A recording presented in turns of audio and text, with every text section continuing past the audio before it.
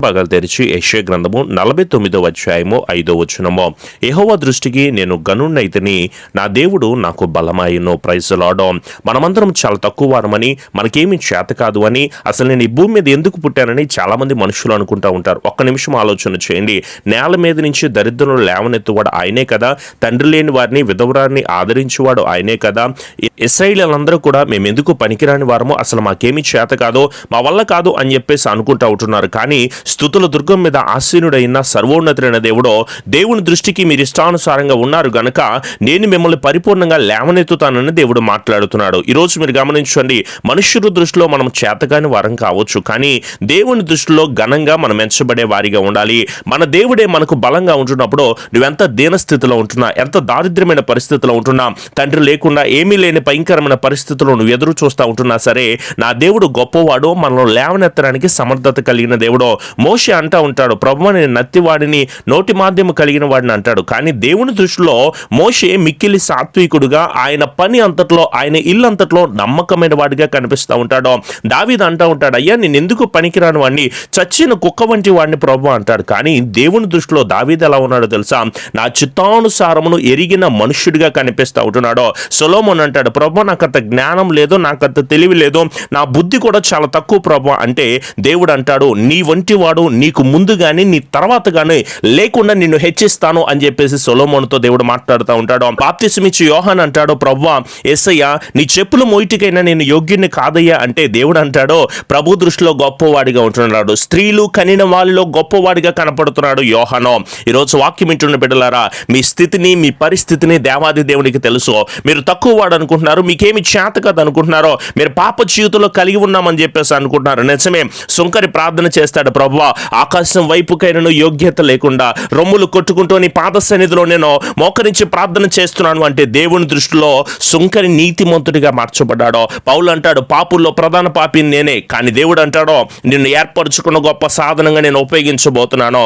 యాకోబు అంటాడు, అయ్యా నేను మోసగాడిని, తంత్రగారిని, కానీ దేవుడు అంటాడో ఇప్పటి నుంచి నువ్వు యాకోబువు కాదో ఇశ్రాయేలుగా పిలువబడతావు అని చెప్పేసి అంటాడు. అబ్రహాం అంటాడు, అయ్యా కనీసం నేను ధూళిగా ఉన్నాను అయ్యా, నీ కనీసం నేను చూచుటకు కూడా యోగ్యత లేదు అంటే, అబ్రహాముని దేవుడు ప్రేమించి విశ్వాసులకు తండ్రిగా నిలబడుతున్నాడు. నేను నీచుడిని అంటున్నాడు యోబు, కానీ దేవుడు అంటున్నాడో, యోబో నీవు యథార్థవంతుడివి, న్యాయవంతుడివి, భూమి మీద అతని వంటి ఇంకోటి లేడు అని చెప్పేసి మాట్లాడుతూ ఉంటున్నాడు. వాక్యం వింటున్న బిడ్డలారా, నువ్వే స్థితిలో ఉన్నా, నువ్వు ఎలాంటి పరిస్థితిలో ఉన్నా, నేను ఎందుకు పనికిరాని దానినయ్యా, అసలు నేను ఎందుకు బ్రతుకుతున్నానో కూడా అర్థం కావట్లేదు, బ్రదర్ నేను ఈ లోకంలో ఎందుకు జీవిస్తున్నానో కూడా అర్థం కావట్లేదని ఎదురు చూస్తున్న బిడ్డలారా, నా దేవుడు సమర్థత కలిగిన దేవుడు. నీవు నీ దృష్టిలో చిన్నవాడివి కావచ్చు, సమాజం దృష్టిలో చిన్నవాడివి కావచ్చు, భర్త భార్య బిడ్డల దృష్టిలో నువ్వు చిన్నవాడివి కావచ్చు, ఎందుకో పనికిరాని వాడివిగా కనిపిస్తూ ఉండొచ్చు, కానీ నా దేవుని దృష్టిలో మీరు మాత్రమో సమర్థత కలిగిన బిడ్డలు. ఎవరైతే ఆయన యందు విశ్వాసం ఉంచుతారో, ఎవరు ఎందైతే ఆయన వాక్యము నిలిచి ఉంటుందో, ఎవరైతే ఆయన ప్రకారంగా జీవించాలని ఆశపడతా ఉంటారో, ఆయన లేవనెత్తడానికి సమర్థత కలిగిన దేవుడై ఉన్నాడు. ఎందుకంటే ఇశ్రాయేలీయులందరూ మేము బానిసలమయ్యా, ఎందుకు పనికిరాని వారమయ్యా అంటే, కానీ వారు సర్వోన్నతుడైన దేవునికి మొర్ర పెట్టుకుంటే ఆకాశము నుంచి మన్నాను కురిపించి నడిపించలేదా, వాళ్ళని బండ నుంచి నీళ్ళను పుట్టించి వాళ్ళ దప్పిక తీర్చలేదా, పగలు మేఘస్తంభమే రాత్రి అగ్నిస్తంభమే ఇశ్రాయేలీయులందరినీ నడిపించలేదా, ఇశ్రాయేలీయుల స్తుతుల మీద ఎరికో గోడలన్నింటినీ కోల్చలేదా, కానాను యాత్రలో 40 సంవత్సరాలు వారి బట్టలు పాతగిల్లిపోకుండా, వారి చెప్పులు అరిగిపోకుండా వాళ్ళందరినీ కూడా నడిపించలేదా. ఒక నోవహ కుటుంబానైనా, ఒక యెహోషువ కుటుంబానైనా, ఏష్కేలు, ఇష్కియా, ఏలియా, దానియేలు, బైబిల్లో ఉంటున్న ఏ కుటుంబానైనా సరే దేవుడు తన హస్తం పట్టుకుని నడిపించాడో. వాక్యం వింటున్న బిడ్డలారా, దేవుడు మీ కుటుంబాలు కూడా నడిపించడానికి సిద్ధంగా ఉంటున్నాడో. అయ్యో నేను పాపిని, అయ్యో నేను భయంకరమైన పరిస్థితిలో ఉంటున్నానో, నా దేవుడు నా ప్రార్థన ఆలకిస్తాడంటే, ఎవరి ప్రార్థనైనా సరే దేవుడు తప్పక ఆలకిస్తాడో. నువ్వు ఈరోజు ఏ స్థితిలో పడిపోయి ఉన్నావో, ఎలాంటి భయంకరమైన పరిస్థితిలో నువ్వు ఉంటున్నావో, దేవునికి దూరం అయిపోయి, విశ్వాసానికి దూరం అయిపోయి, ఏ కష్టంలో ఈ కన్నీళ్ళు నేను ఉన్నానని చెప్పేసి నిరంతరమో కన్నీళ్లు కాల్స్తే, ప్రతిరోజు రాత్రికాల సమయంలో పడుకునేటప్పుడు అయ్యో ఈ నా బ్రతుకేంటి, ఈ భర్త నా బిడ్డలు ఏంటి ఈ మారరా, ఈ అప్పులు తీరవా, ఈ కుటుంబంలో వేదన పోదా, ఈ అనారోగ్య సమస్యలు పో, ఈ ఉద్యోగ సమస్యలు కానీ, ఈ గర్భఫలాలు లేక నేను బాధపడుతున్న విషయాన్ని కానీ, అయ్యో నా దేవుడు వివాహాలు కూడా జరిగించునని బాధపడుతూ నా బిడ్డలు పాడైపోతున్నారండి, ఏం చేయాలి, అందరూ ఉన్న అనాథగా నేను బ్రతుకుతూ ఉంటున్నాను, అనుకున్నది జరగట్లేదని, ఎన్నో మోసకరమైన జీవితాల్లో ఏంటో అన్ని మోసాలు నా పట్లే జరుగుతూ ఉంటున్నాయి. అనేక రకాలైన ఆర్థిక ఇబ్బందులతో, కోర్టు సమస్యల్లో, భవిష్యత్తు మీద ఆశ లేక ఎంతగానో దిగజారిపోయిన పరిస్థితిలో ఉన్నారు కదా. కలవర పెడుతున్న వాళ్ళు ఎవరు పట్టించుకోవట్లేదని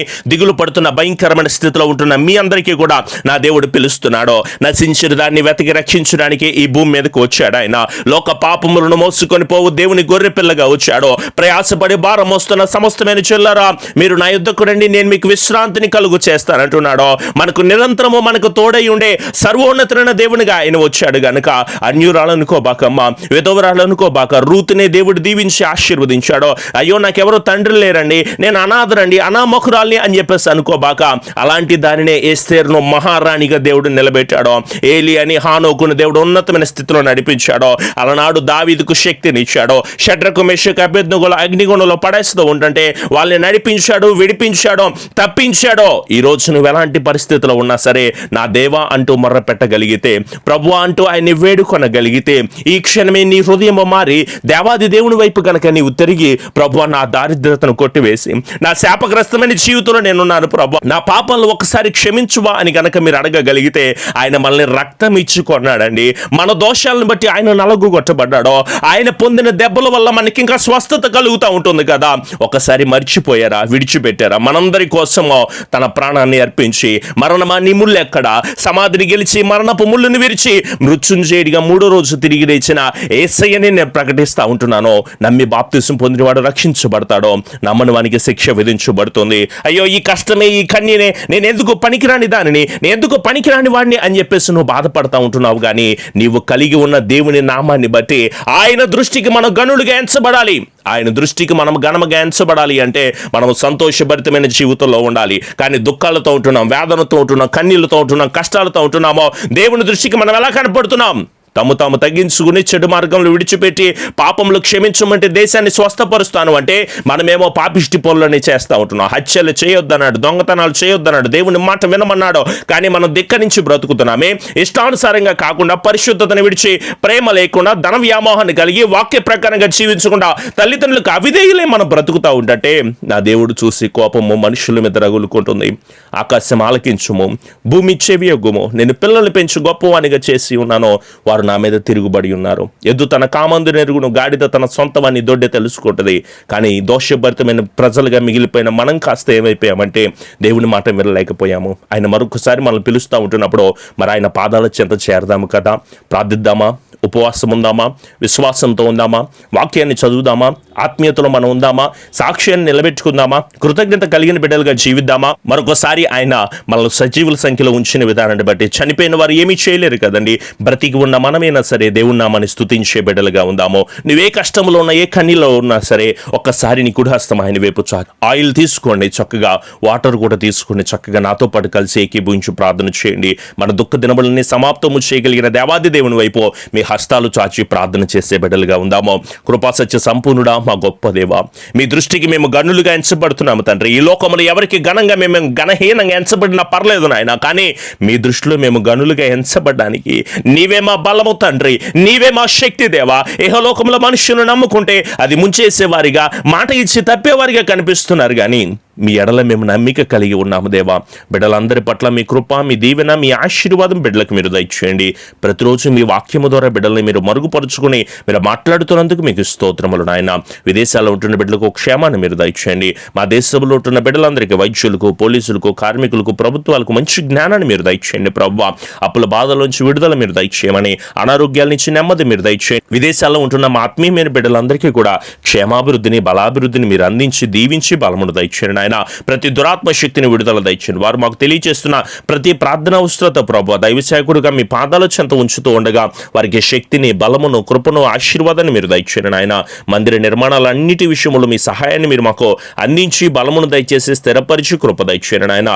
ఉదయకాలపు 6 గంటల లైవ్ కార్యక్రమంలో మీరు మాకు తోడై ఉండి మీ వాక్యము ద్వారా బిడ్డలకు మీరు అందించి ఆశీర్వదించండి తండ్రి. అలాగే 9 గంటల లైవ్ కార్యక్రమంలో రాత్రికాల సమయంలో మీరు మాకు తోడై ఉండి ప్రతి కుటుంబం గురించి ప్రార్థించడానికి మీ కృప, మీ దీవెన, మీ ఆశీర్వాదం, బలం మీరు దయచేయమని, నెమ్మదితో సమాధానం దయచేయమని, ప్రతి కుటుంబం బట్టి ప్రార్థన చేస్తూ విడుదల పొందుకోవాలని ఆశ కలిగి ఉండగా నెమ్మదిని, సమాధానాన్ని బిడ్డల కుటుంబాలు అనుగ్రహించి ఆశీర్వదించమని మా ప్రియ రక్షకుడైన యేసు నామములో అడుగుచున్నాము తండ్రి. ఆమేన్. మీ ప్రార్థన అవసరతలు మాకు తెలియచేయండి. తప్పకుండా వాటన్నిటి విషయమే ఎల్లప్పుడు కూడా ప్రార్థన చేసేవారిగా ఉంటాము. ఈ ఛానల్ని సబ్స్క్రైబ్ చేసుకోండి. సబ్స్క్రైబ్ చేసుకుని వారు తప్పకుండా మీ స్నేహితులకి, బంధువులకి తప్పకుండా తెలియచేయండి.